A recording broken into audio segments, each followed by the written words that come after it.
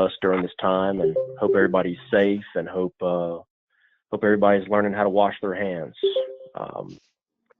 Terry, thank you for donating your time, and I think a lot of the folks will get a lot out of this. And Terry is with GE Multilin, which is now called GE Renewable Energy, I believe. And I'm going to let Terry take it away.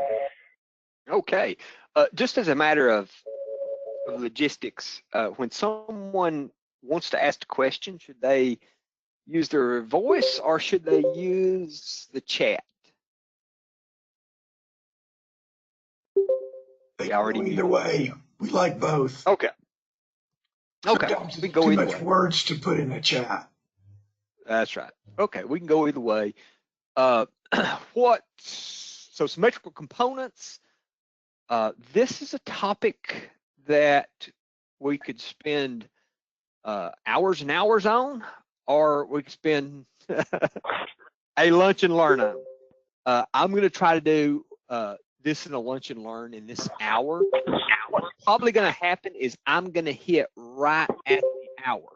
So I can go over the hour, 15, 30 minutes, whatever you guys want to address questions that we have, or if we get questions along during the WebEx, then it may run into that past the hour. But pretty much what I'm going to try to limit my discussion to is you can't really talk about symmetrical components without first talking about phasors, how we add phasors, what phasors are, and what they mean. And then basically I'm going to review what symmetrical components are. And to me, the real benefit of understanding symmetrical components is in identifying fault currents and calculating some of those fault currents. Now, we won't have time to calculate some of the fault currents, but what we will be able to do is we'll be able to talk about how these sequence networks interact to produce fault currents. And then as a means of having sort of a conclusion, I'll give you a quiz, right? We'll have a quiz that will help us sort of solidify some of the concepts that I mentioned. Don't worry, you won't be graded, okay?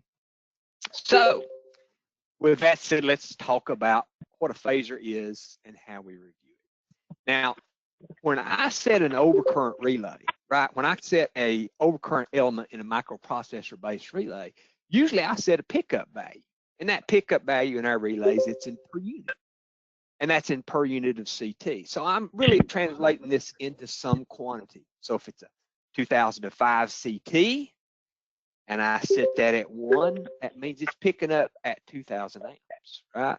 But what really is 2,000 amps? Well, you know, I kind of think of that as the RMS quantity, but it could be the phasor quantity.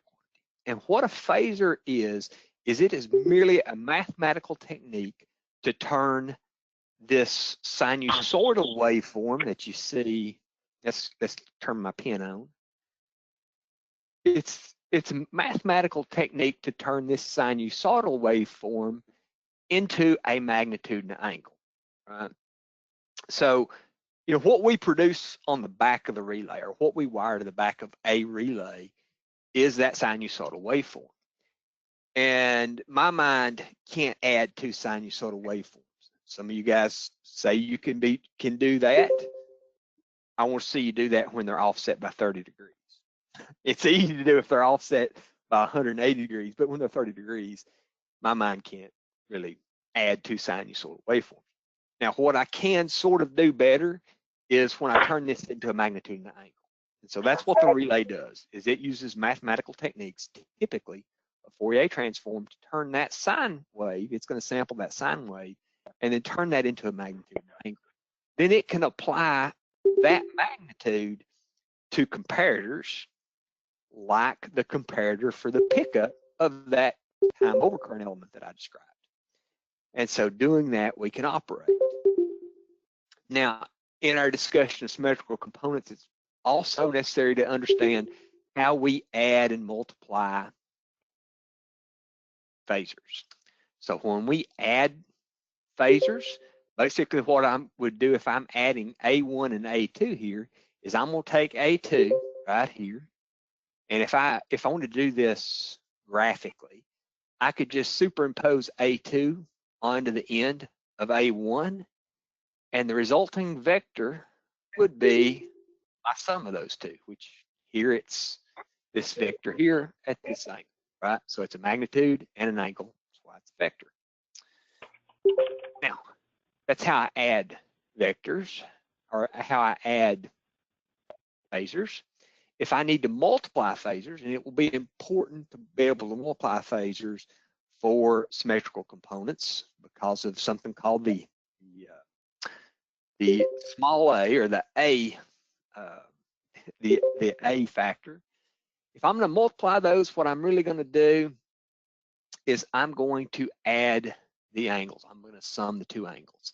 So if angle 1 here is positive 30 degrees, and angle 2 here is minus 60 degrees, my resultant here, my resultant waveform here ought to be at minus 30 degrees, because the sum of minus 30 and the sum of minus 60 and a plus 30, that's going to be minus 30 degrees.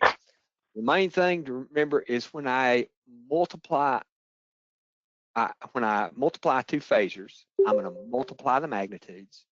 But more importantly, for our discussion of symmetrical components, I'm going to add the two angles together to get the resultant angle. Okay. So with that said, let's talk about symmetrical components. We've done enough of an introduction. Let's get into the meat here. So we can have a symmetrical or a non-symmetrical system. Now, if I look at this system here, this is a balanced three-phase system. It's perfectly balanced. If those waveforms there, if they represent my voltage that I'm applying to a balanced three-phase system, then I can easily calculate my phase currents, right? I can calculate my phase currents because if I know my impedance, I can just use Ohm's law. If I put a 3 ohm impedance that's balanced across this balanced voltage, I've got 1 unit of current. And that 1 unit of current, if it's a purely resistive impedance that I put there, they'll be at 120 degrees to each other at a unity power factor. You know, if there's some impedance, there'll be some, if there's some reactive impedance, there'll be a shift there. But this sort of system is real easy to analyze. The problem is that during fault conditions, we don't always have this system. And in fact, if I can have systems that are unbalanced for other reasons, right? I can have unbalances from, my voltage could be unbalanced because of system faults out on my power system, faults into my power system. If my power system happens to be a distribution utility, you know, medium voltage distribution utility, and I have radial single phase taps, then I'm going to have unbalanced loads. So my system might look like this. So if I took that system and applied it to my currents, or I applied that system that I show here, this non-symmetrical system, if I applied that to my system, if this is the voltages, calculation of the currents is going to be much more complicated. And in fact, I'm going to have some currents that are probably going to be flowing into the neutral. So I have neutral currents that I've introduced there because these three quantities here don't vectorially sum to zero. So previously, when I say previously, before someone invented symmetrical components, there wasn't a way to analyze this system, this non-symmetrical system that I show on the right here. There's no way to do this. So Charles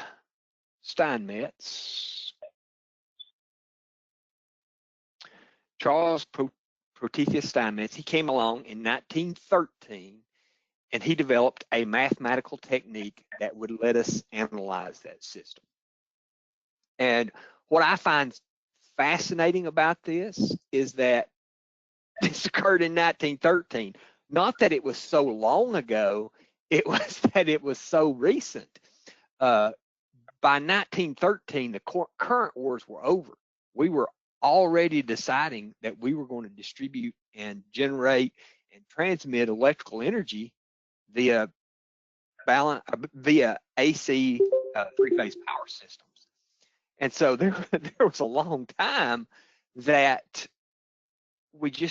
that those guys didn't have the ability to calculate what would happen if they had a ground fault, or what the currents they could expect to see if they had a ground fault. They didn't have that capability, and it sort of boggles my mind to think that they were transmitting, generating, and distributing electrical energy, and they didn't have those capabilities.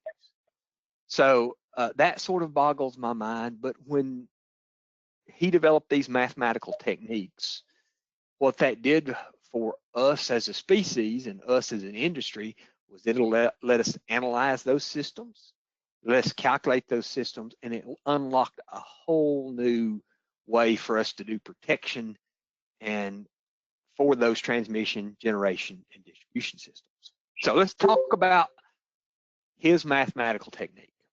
So if we really look at his mathematical technique, what it actually says is we can take a unbalanced in-phase system and turn that into n different systems of balanced conditions.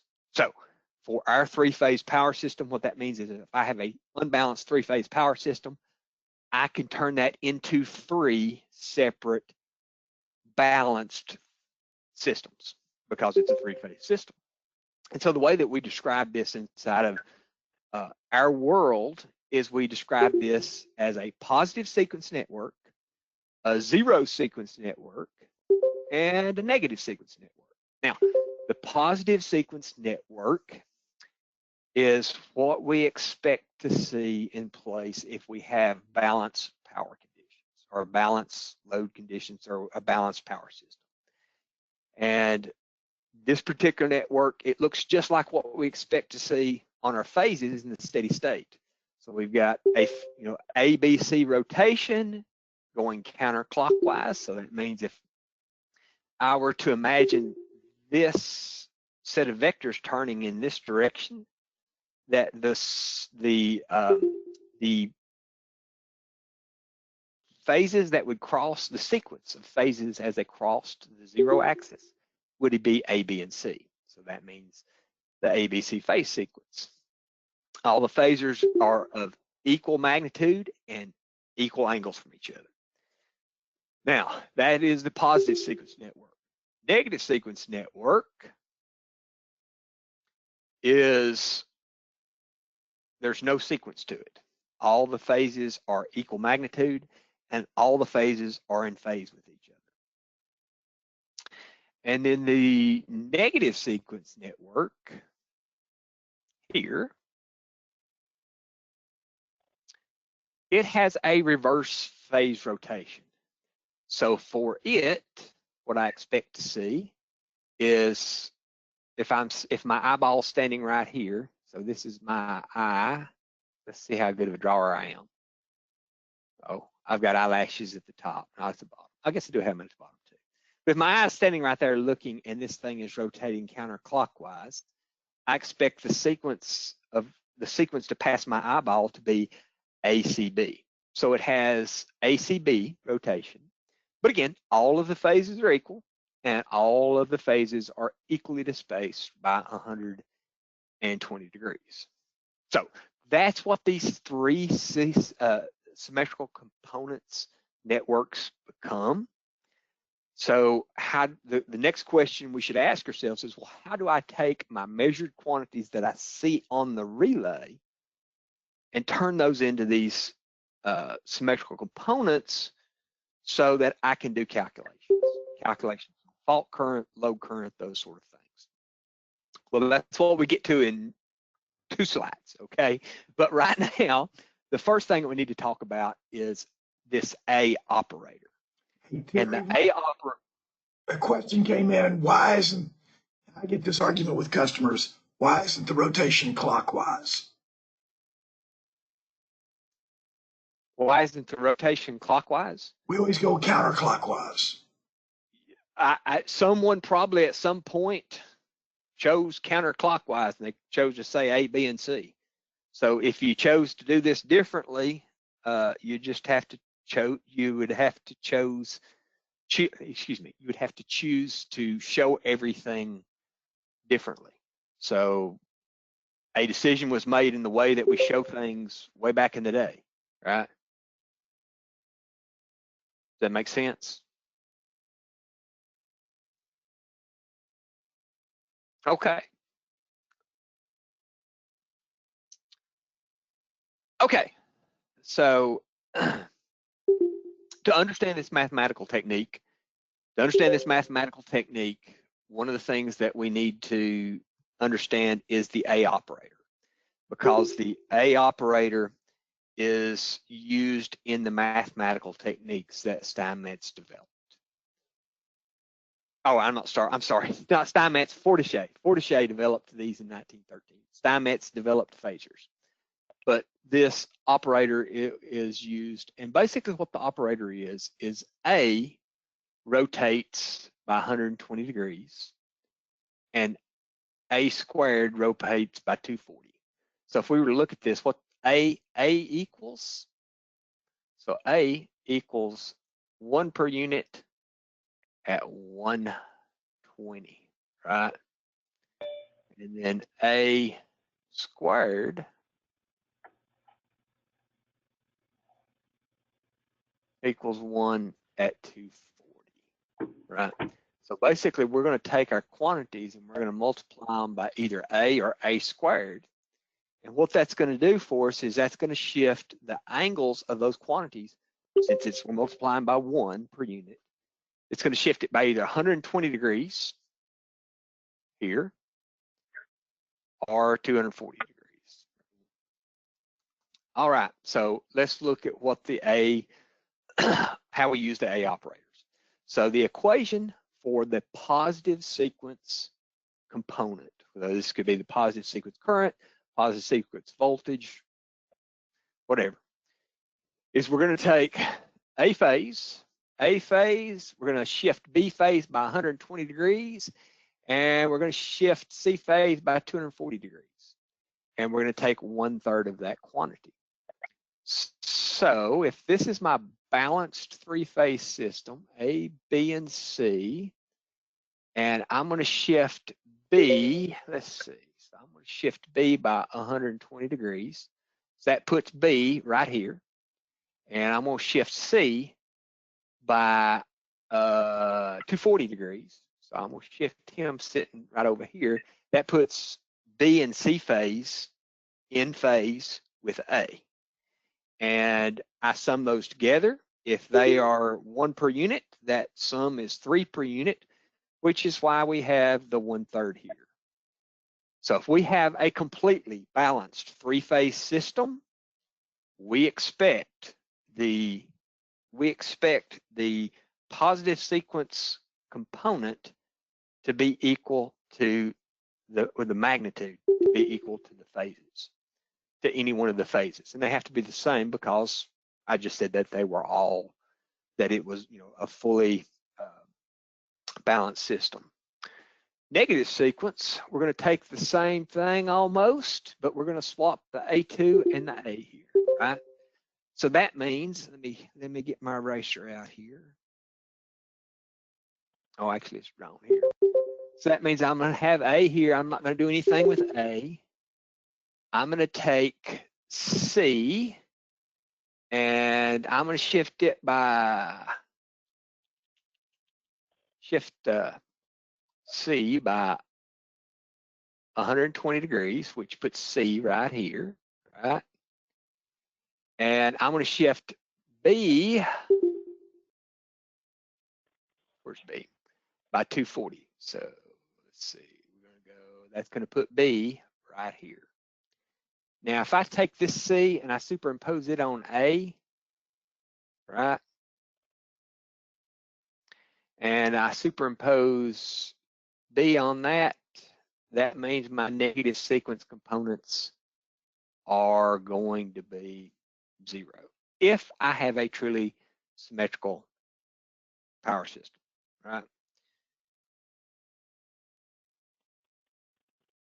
So let's get my eraser out here, and let's talk about the 0 sequence components. So 0 sequence components, I'm going to take my vector sum of my 3 phases, basically, and it's 1/3 of that. So oftentimes what you'll hear me say is that neutral current equals 3I0, right? So I often say that, and that's because neutral current is basically the vector sum of the 3 phases right here. So neutral current is the vector sum of the 3 phases, and 0 sequence current is 1/3 of that. And so if we imagine this balanced 3-phase system that I show right up here, right? If I take C and I put it on the end of A here, and I take B and I put it on the end of that vector, I come back to 0. So I don't have any, in a balanced 3-phase system, I don't have any 0 sequence components, right? Now, once I've calculated and what we'll do is we'll calculate sort of these sequence components, but at some point we probably need to turn them back to phase quantities, right? So we know what the current is on A phase or B phase or whatever. And we can use these equations here on the lower part, to take those back to actual phase quantities. So if I know my positive, negative, and 0 sequence quantities, if I know my positive, negative, and 0 sequence quantities, I can calculate my phase quantities as well. So remember that balanced 3-phase system that I spoke about earlier, and I went through all these other scenarios on. In a balanced 3-phase system, I have positive sequence quantities, but no negative sequence quantities and no 0 sequence quantities. So if I put those plug those quantities in and get A, IB, and IC, they're all going to be equal to that positive sequence quantity, because I2 is 0, I0 is 0, so we only have I1 here. These two are 0 here, so we've only got I2, and it's shifted by 240 degrees, which would put it at minus 120, which is where we expect B to be. And these guys are 0, and IC is shifted by 120 degrees, which puts it at minus 240, which is where we expect it to be right here. Okay. So let's look at this a little bit more in detail on a actual system, right? So there's a fade here, and I don't particularly like that fade, but let's look at this system here, and let's look at my quantities here. So here's my VA. Let's just look at my voltages. So if I take my voltages, and I'm going to shift B by 120 degrees, so that puts it in phase with A, and I'm going to shift C by 240 degrees, A2, that puts it in phase with A. So if it's balanced like this, that vector sum is 3V1, or if it's actually 3V1, but V1 is 1/3 of that, right? So since this is a balanced system, if I look at my negative and 0, I sort of expect those to be 0 also, but let's take a look at it. So here's my A phase. A phase is sitting at 0 at 120, right? So I'm gonna take B for my negative, and I'm gonna shift it up to where C was. So it gets shifted, actually it gets shifted by, 120. So it gets shifted up here, and then C gets shifted down to here. So what that sort of looks like is that looks like the vector sum of those, as long as it's a balanced system. Here's V2 that shifted B, right here. And then here's that shifted C right here, and those vectorially sum to 0. And my zero sequence quantities in this system, I'm just going to take the vector sum, right? So if I take VA, superimpose C onto him, just like I did a few minutes ago, and D onto that, that gives me 0. Okay. Now, where this becomes more interested in is in these scenarios where I have an unbalanced system. So if I look at this scenario that I show with my currents below, if you look at my B phase current, it doesn't look like it's got a smaller, the angle looks about right compared to A and B and A and C, but the magnitude is significantly less than B and C. So let's look at what that would do, right? If we had this situation where we had same phase displacement, but a smaller magnitude on B. Now, this is something that could actually happen in the power system, right? If I had more resistive impedance, just strictly resistive impedance on B phase than I did on A and C, I could see this. I could see this because I've got more impedance, so that means I've got less current. So let's take a look at what this does. Does this create positive sequence quantities? Yes, it creates positive sequence quantities if I shift B here to be in phase with A and C to be in phase with A. Yep, I've got positive sequence quantities. They're going to be, the positive sequence quantities are going to be a little bit less A or C phase, right? Because it's 1/3 of this quantity. Okay, now do I have negative sequence quantities? Well, if I take my A phase here, and then I take my shifted C and put it here, right? And then my shifted B and put it here. Well, now, yes, there is a small amount of negative sequence current right there. So negative sequence current would actually be 1/3 of that. So there is some negative sequence current. The other question is there zero sequence current? And yes, there is. And if I take A here, take A, don't do anything to it, take and shift C, all right, I'm not shifting at 0. I'm just going to superimpose C on the end of that. And then I'm going to impose B on the end of that vector. Then here is my 3I0. So once I take 1/3 of that, I do have some small quantities of zero sequence current. Now, I mentioned that what this sort of looks like is maybe I've got an unequal impedance on the 3 phases. What this might also look like is if this is a distribution system, medium voltage, utility distribution system, and they've got a lot of radial taps, and they don't have their system balanced particularly well, then they might have this sort of scenario where they've got some zero sequence current that is just from this unbalanced load.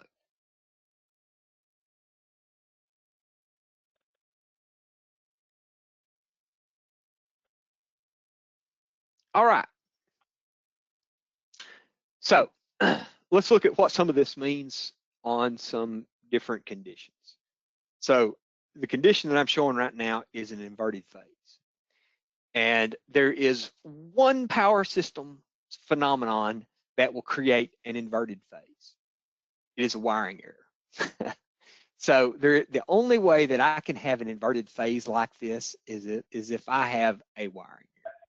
So if I look at B phase here, B phase is sitting, it should be sitting down at -120, and it's really sitting at about 60 degrees. So that's not right. So what happens if I have this sort of condition? Well, if I look at A phase here, and I take this B here, and I superimpose it on the end. That gives me this point. And then I take C and superimpose it on the end of that one to here. That gives me a zero sequence quantity, right? So my zero sequence quantity is 2/3. And let's look at negative sequence, right? So if I take my A here, and I'm going to shift my B by 240 degrees, so that moves moves him down to here. And then I'm going to take C and I'm going to shift it by 120 degrees, which puts him here. That gives me this negative sequence quantity. And then if I take I1 here, now I'm just going to, on I1, here's my A phase, right? B phase is going to be shifted by 120 degrees, which puts it right here. So those two sum to 0. And so C phase then shifts by 240, which puts it right there. So he's sitting right here. And so what that means is by when I take 1/3 of that sum, of that vector sum, my positive sequence quantity is 1/3 per unit at 0 degrees. So anytime, and the reason I say this, and we'll talk about this in a few moments, we talk about the way the fault sequence networks interact, is it is really impossible for my negative and 0 sequence quantities to be greater than my positive sequence quantities. And if I see my negative and 0 sequence quantities larger than my positive sequence quantities, that is a wiring error. So one of the things that we always should do as we commission protective relays or meters is we ought to look at the quantities of positive, negative, and 0 sequence components from our metered quantities to see that we have eliminated any wiring errors that we expect. This can immediately point out, hey, I've got a wiring error, or it may immediately it probably immediately points out you've got a wiring error, but then you got to figure out what that wiring error is. You know, another wiring error that you could have is if you have B and C phase rolled, right? So if I've got B and C phase rolled, I calculate my quantities. Look what I've got here. I've got A phase sitting right here. B phase, I superimpose it on the end, and I'm sorry, C phase, and then B phase there. So I've got 0 sequence components and 0 sequence current. Now, that's great, that's good, right? But look at what my positive sequence is. Well, I've got IA sitting here, right? And then I'm going to take B and I'm going to shift it by 120 degrees, right? So if I shift it by 120 degrees, that puts him right here. I'm sorry. This is positive sequence. I'm going to shift it by 120 degrees, which you put it right here. So here's my B phase shifted. And then I'm going to take C phase and I'm going to shift it by 240 degrees, which you put it where B was. So here's my shifted C phase. What I've got there is I've got 0 positive sequence quantities. Now, that doesn't make sense to me. That's starting to not to make sense. And then when I do this same scenario with my negative sequence quantities, here's my IA. So IA sitting right there. I'm going to shift B by 240, right? Which you put it all the way around to here in phase with IA. And then I'm going to shift C by 120. And that puts it in phase. So these vectorially sum to 3 per unit. When I take 1/3 of that to calculate my I2, it's 1 per unit. So in this case, I've got 1 per unit of negative sequence current and no positive sequence and no 0 sequence. I just said that positive sequence quantities can't be less than negative or 0. And in this case, we've got negative sequence quantities that are greater than positive sequence quantities. That's a wiring error, right? Okay. So a summary of symmetrical components is, hey, this is a way to take an unbalanced system, turn it into a three balanced systems. With those 3 balanced systems, we can then start analyzing our networks. We can then start analyzing fault conditions. So let's see what that looks like if we're going to start analyzing fault conditions, right? Because the only reason we're really talking about this mathematical technique is so that we can analyze fault conditions, that we can look at fault currents and ascertain what kind of fault that was. Or we can do calculations on fault current and or calculate fault current or calculate quantities to determine what our fault current is. So let's look at an example system. So in sort of this scenario, this is our example system. So I've got a relay and this is a metering point. So this is always important to show where I'm metering at, right? And I'm metering current quantities there. I didn't show it, but I probably also meter in voltage. Well, pretend that's a VT. Pretend that's a VT that I just drew. But I'm probably also measuring voltage quantities there. Now, I've got some sort of source behind me. I've got some sort of load in front of me. I've got some sort of source or system impedance behind me. And I've got a line impedance out to my load. And all of those things matter. Now, what I get out of these sequence networks is I get the ability to build 3 different sequence networks. So I can have a positive sequence network, I can have a negative sequence network, and I can have a 0 sequence network, right? And we'll talk about why in a few minutes, but what I show on the screen right over here, is how these 3 networks or how these sequence networks interact for a phased ground fault. So one of the key things that we'll have to know and we'll have to sort of realize is how these 3 separate networks connect and interact for different faults and different fault types. Now this is a phased ground fault.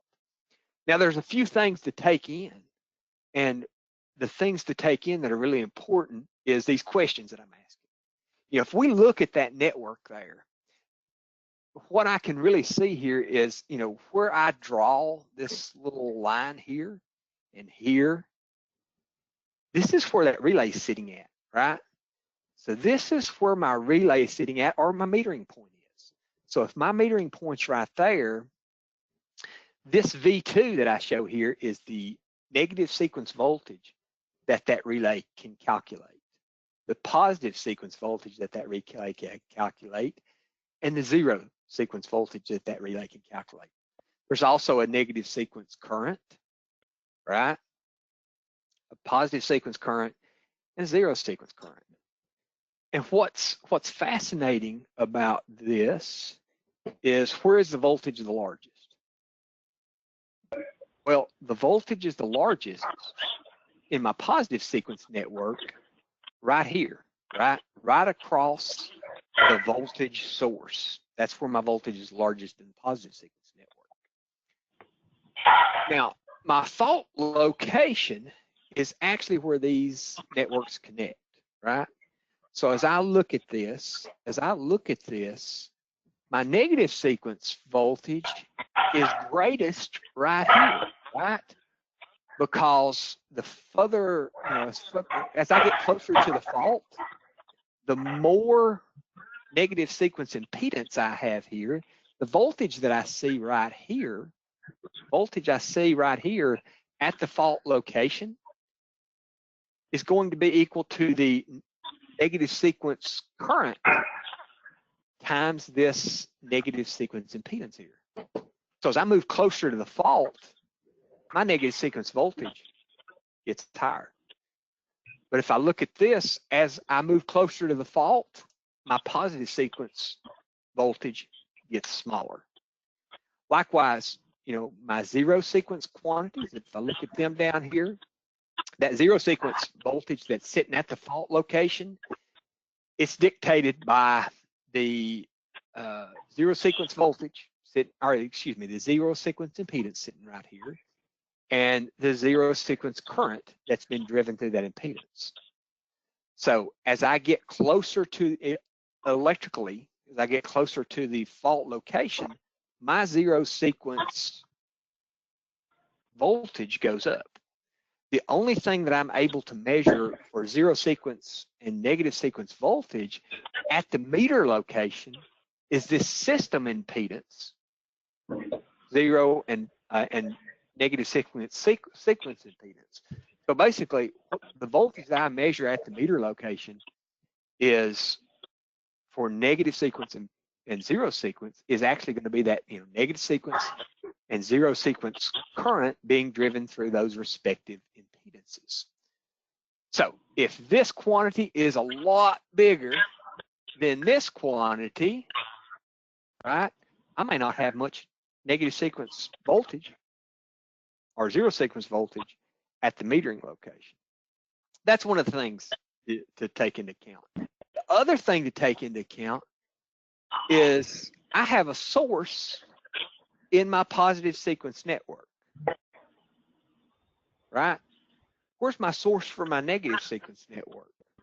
Where's my source for my zero sequence network? Right? That's a real good question. And in reality, the source for negative and zero sequence quantities is the fault itself. And that's what generates those quantities. There isn't a source in the negative sequence and the zero sequence networks, only in the positive sequence. So it is that unbalanced load or that fault that generates negative sequence and zero sequence quantities, right? All right. So let's talk about different fault types. I said that network that I showed a few minutes ago was for a phased ground fault. So let's talk about how I know that or how I derived that. Now, in reality, I got that out of the book, but we can derive it, right? So what we know about a phased ground fault is that the faulted phase is very large, right? So the current, for example, I'm talking about current, right? The fault current on the faulted phase is very large. The unfaulted phase are small or almost zero, especially compared to the faulted phase. Somebody's got some background stuff going on that's driving me nuts. Somebody who's called in on their telephone, you need to mute your telephone. I can mute people on the web. I cannot mute people on the telephone. Yeah. Please Whoever's on the telephone, man, I can tell you this is a lunch and learn because I can hear you slopping. I can hear you chewing. If it was any other noise other than chewing, I'd be fine. Okay. So on a phased ground fault, we know that the faulted phase is very large. The unfaulted phases are almost zero, right? So, and my apologies to everybody because now everybody knows that was chewing and that's going to drive them insane too. So what that looks like in the real world is, so if A phase is faulted, it's some value, some big value. B and C phase, right? B and C phase, all right, yeah, B and C phase are, we're going to call them zero. They're probably pretty small, but they're going to be small enough we're going to call them zero. So if we calculate the zero sequence quantities, let's just sum those three dudes together, and that's going to be X, right? So we calculate positive sequence, negative sequence quantities. Well, IB and IC are zero, so that means we're equal to IA, which means that I0 equals I2, which equals I0. So I2, I1, and I0, the sequence networks are all equal magnitude, and they're all in phase with each other.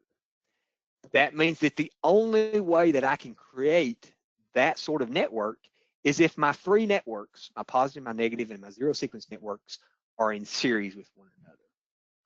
So this means that the networks are in series and they're on a solidly grounded system.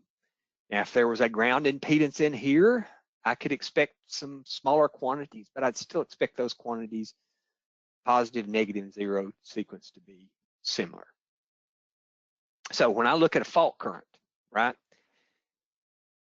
When any of us look at fault currents from an oscillography record, you know, one of the things that we probably first right off the bat do is if we see a phase current really, really high, if we see it really high, but we see B phase and C phase really low, we immediately say, hey, that is an A phased ground fault.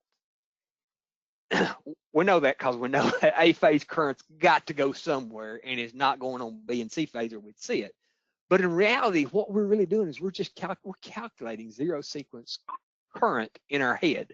We know that zero sequence current's got to be going somewhere. It's going through the neutral to the ground.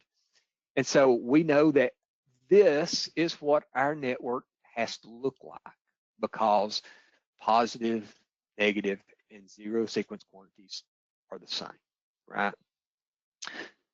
So that's what the sequence networks look like on a solidly grounded system with a phase-to-ground fault. Now, what happens if we have a phase-to-phase fault? What do we know about the fault current there? Well, there we know that the faulted phases are very large and that the unfaulted phase is small and almost zero, right? So if we have phase-to-phase fault, what does that look like? Well, let's say IA is the unfaulted phase, so his current zero. That means that the current in B has got to be coming back on C, right? Because there's no other path for it to get back to its source. It's got to have a complete circuit. So that means IB equals minus IC. And those are both equal in magnitude to X. I should have drawn absolute values around that. IA, so if we calculate zero sequence quantities, IA plus IB plus IC, I got zero because A is zero, B is X, and C is minus X. That sums to zero. If I calculate positive sequence quantities are going to come out to be equal to the square root of 3 of X, and negative sequence is going to be the same thing. And positive sequence, so basically positive sequence equals negative sequence, and zero sequence is not involved. So knowing what those 3 networks look like, I should be able to interconnect those 3 networks in a way that produces these currents. So if I look at what that looks like this, right? So my zero sequence network is not involved. So it's sitting down there, hanging out down there by itself.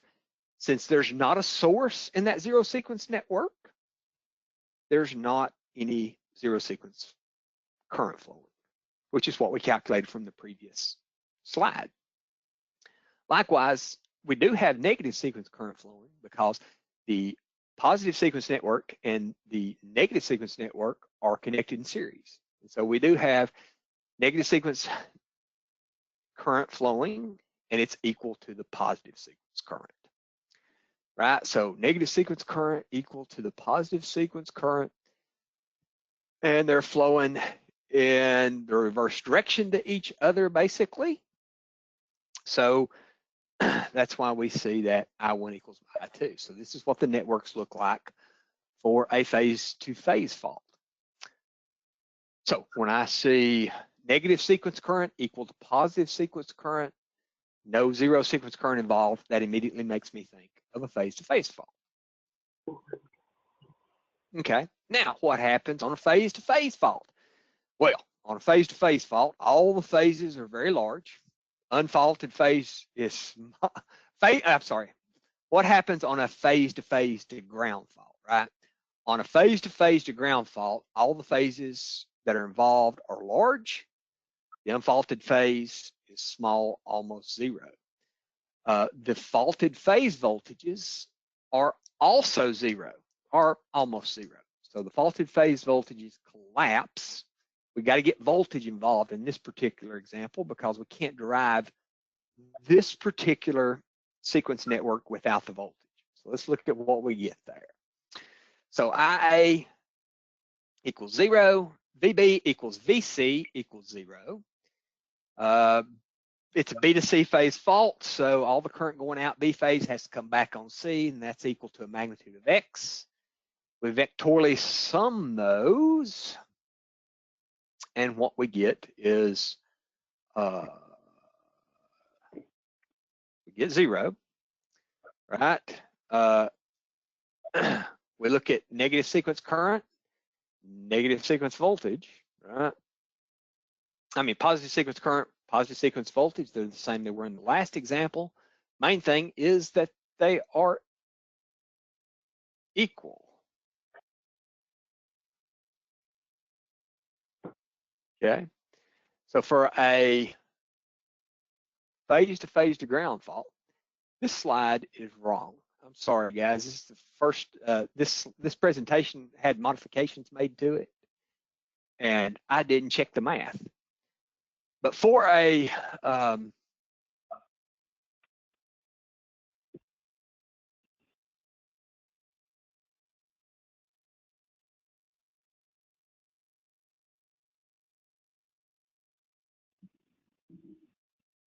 oh, this slide isn't wrong. Never mind.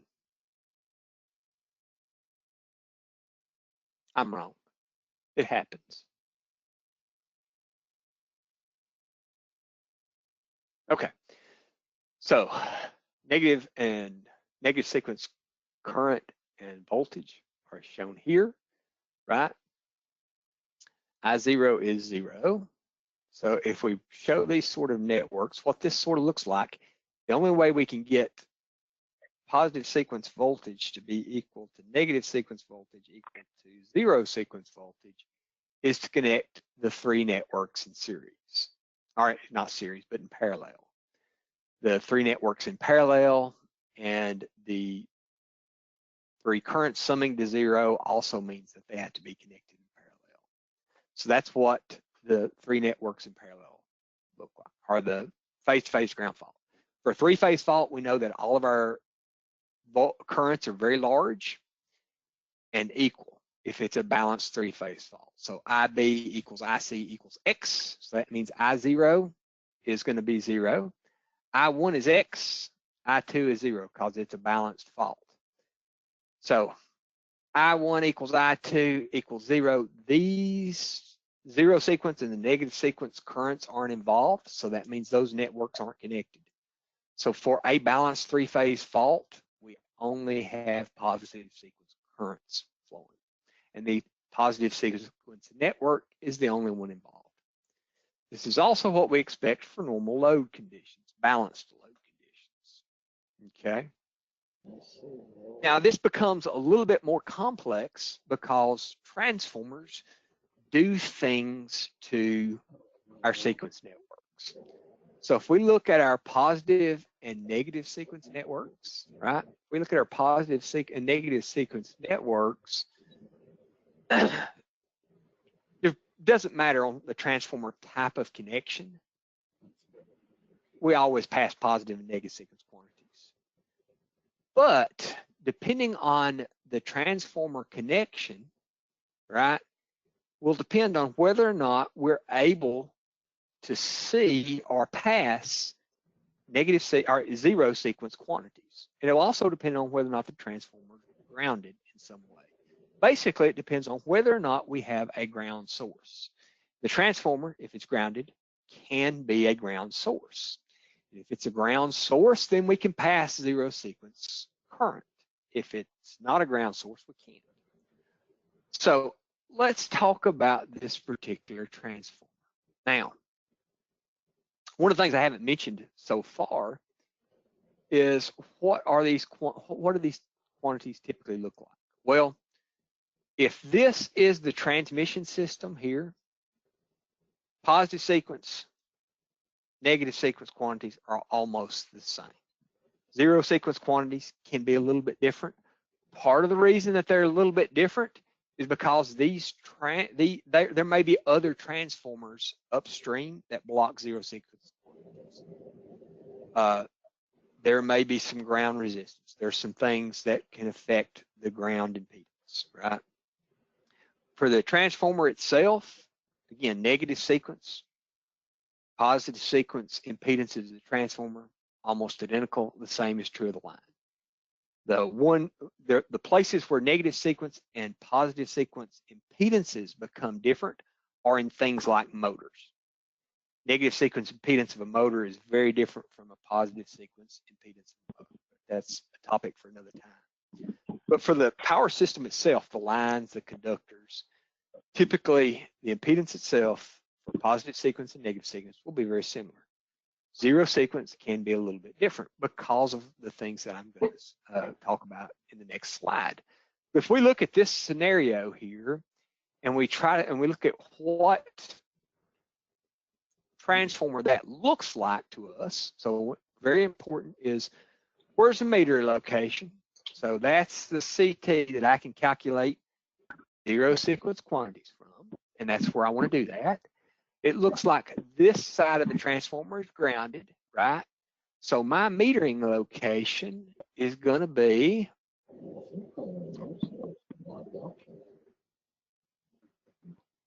right here and right here, right? Let's look at what that looks like when I interconnect the two power systems, right? So since that transformer has a ground source, it can provide ground fault current, which means it can provide, since it's got the center, the Y point grounded, it can be a ground source. So it can be a ground source. If my metering location, I've lost my cursor, there it is. My metering location is right here and here and here. At that relay, I can calculate zero sequence current, negative sequence current, positive sequence current. At that meter location for ground fault downstream of that device, those negative, positive, and zero sequence quantities should be the same magnitude. My negative sequence voltage is going to be a little bit different. My zero sequence is similar. Now, what's important to note is if my meter location was on that delta connected winding, so if my meter location is right here, I have a different scenario. My meter location is right there. That means my meter location is here, here, and here. Now, I can still provide zero sequence quantities to that fault on that distribution system, right? But what I can't do, and I can see the negative sequence component of that fault, and I can see the positive sequence component of that fault on the H side of that transformer where I drew my X. But what I can't see is those zero sequence components, which are sitting, right there. And the reason I can't see them is because that transformer blocks that, right? So, as a means of concluding, let's take a little quiz, right? So I'll give everybody time to think about this. So here's the problem. Problem number one, I have positive and negative sequence currents. The positive and negative sequence currents are equal and opposite. Zero sequence current is a different value than the positive and the negative sequence. Positive, negative, zero sequence voltages are equal. So the question then becomes, well, which one of these things looks like that? Now, what this diagram here, you can find diagrams like this in a lot of different textbooks. And these diagrams represent the different ways for different fault types that the sequence networks are connected. So right up here in the top is the fault type, and then this represents the positive and the negative and the zero sequence impedance. So, if I want to identify this, what I need to do is which one of those conditions that I just showed causes positive, negative sequence current. They're equal and opposite. Means those two are in series, and positive, negative, and zero sequence voltages are equal, right? So let's take a look at this. Well, this one's out because they aren't in series. Can't be a three-phase fault. Can't be a three-phase fault here because they're not in series. I'm suspicious of this guy, right? I'm suspicious of this guy, but my voltages are not all the same. So I can be sort of suspicious of this phase to ground fault with this impedance, but I'm going to sort of eliminate it because my zero sequence quantity needs to be the same, right? Okay, so it's not this one. Can't be this one because I've got zero sequence current. As I look here, it could be this guy, it could be this guy, but in reality, it's going to be this guy. It's a phase to ground fault. The sequence networks are in parallel, so my voltages are the same. And it's this one because my zero sequence impedance is going to be a little bit different. So since it's a little bit different, that's why my negative or my zero sequence current is a different value than the positive. The negative sequence.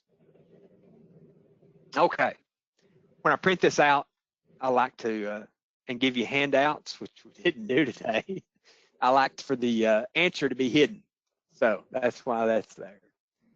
Positive and negative sequence currents are equal and opposite. This is problem number 2. And there's no zero sequence current. Well, if there's no zero sequence current, what that immediately tells me is that either there isn't a ground source, or, but more likely, ground's not involved, right? So zero sequence is not involved. That means ground's not involved.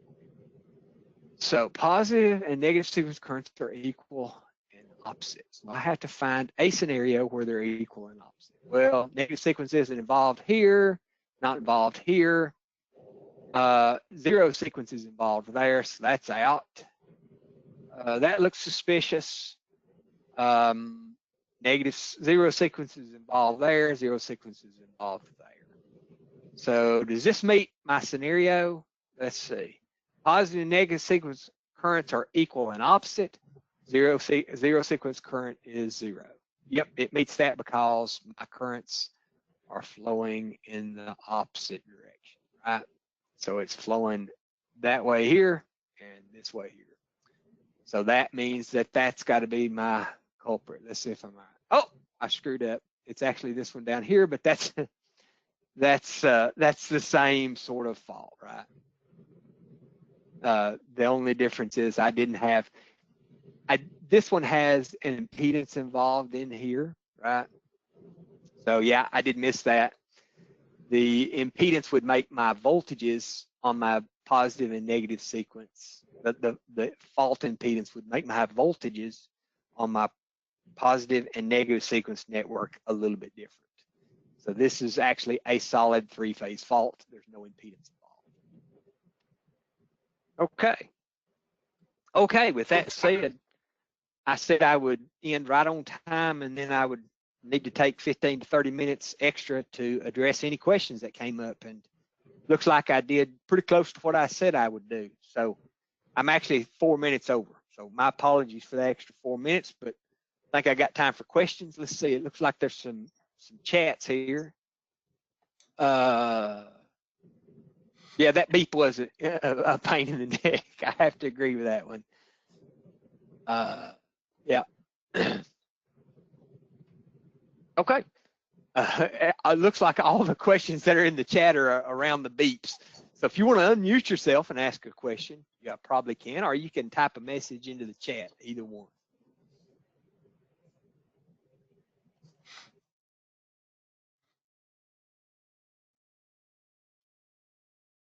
And that was great. Thank you very much. Okay, I was just going to ask John if, since I wasn't hearing anything, I was just going to ask if, maybe I dropped off 50, the internet at my house dropped off 55 minutes ago. No, you're still on. Okay, good. Yeah, I've done one of these too. It's like you're talking to yourself because there's very little feedback. Yeah, that actually happened to me a long time ago.